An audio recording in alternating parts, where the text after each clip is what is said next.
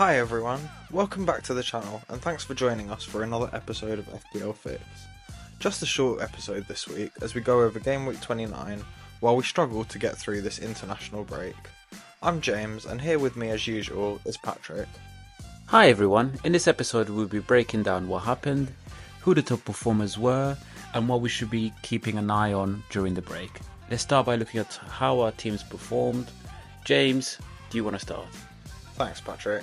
My game week was full of ups and downs to be honest. The game week started badly when Edison was out of the Man City lineup, so I knew I wasn't fielding full 11 before the first kickoff. In that game the only player I had was Marmoush and he started off well by winning a penalty, but I knew that meant Haaland captainers were off to a great start. Nottingham Forest scored goal after goal and I couldn't believe it when every time my captain Chris Wood had no involvement. Marmoush continued to perform well. He scored a great goal from outside the box to go with his earlier assist, and he took the bonus points off Haaland and finished with a 12-pointer, which was great given that I wasn't even sure he was going to start the match. In the Brentford game, Wissa and Mbeumo combined again, with Wissa heading home from Mbeumo's corner giving them a solid 14 points between the two. Bowen and Kirkes both got assists for me, with Kirkes landing an impressive third consecutive attacking return. Cliver, Aït-Nouri and eventually Chris Wood all blanked for me. But because of the returns from my other players, I finished on Saturday in a really strong position with a big green arrow, and both Robinson and Palmer still left to play. Robinson was coming off back-to-back 0-pointers for me, and Palmer had been so disappointing lately that I wasn't even expecting much from the pair. Chelsea was the earliest kickoff on Sunday, and all of a sudden I was down to just 9 players as Palmer was out of the squad and I had no bench cover at all because of the blanks. Robinson landed a welcome 7 points and truthfully got more than I thought they would get between the pair of them, so I was pretty happy with that outcome. After all my players had played and my score was locked in, that's when my ranking plummeted.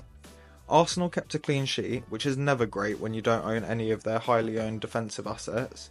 Then it got even worse when one of the most highly brought in players on free hit and in general, Bruno Fernandes, smashed home a 17-pointer and crushed me in doing so. I was pleased to have managed a small green arrow despite only fielding 9 players in the end and on a week where so many free hit chips were used, but the late games on Sunday definitely could have been kinder to me. How did your team get on, mate? I got 43 points, which means that I got a red arrow. I just beat the average by 3 points. Bringing back Onana in goal was a great decision because he kept a clean sheet for the first time in 4 Premier League games. My defenders failed to secure a clean sheet between them. However, Kirkes again proved why he's one of the most reliable defenders in FPL this weekend by getting an assist. He got me a much needed 4 points. In total I got 9 points from 4 defenders, which is just pathetic really. In midfield, Jarrod Bowen was my high scorer. He provided a solid 5 points return, he played a full 90 minutes and contributed with an assist. I brought in Cliver for this game week and he was taken off after the 75th minute. He only got 2 points. My last midfielder was Nkunku and he also didn't play the full 90 minutes. He managed to stay on the pitch 1 minute longer than Clivert. He also got me 2 points. I took a -4 to bring in Haaland and also made him captain. He carried my team with 14 points. He accounted for over 30% of my total score.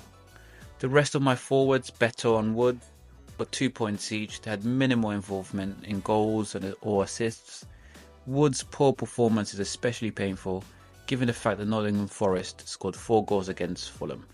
Overall, I was slightly disappointed in my team's performance. I worked hard to make sure I had a full starting 11 despite the blank games, and I expected more than 43 points. However, I didn't have Palmer in my team, which means I had a great week really. Yeah, nice. Thanks for that, Patrick. I mean, I did manage a green arrow despite him doing a disappearing act for me, but I'm happy that you escaped him.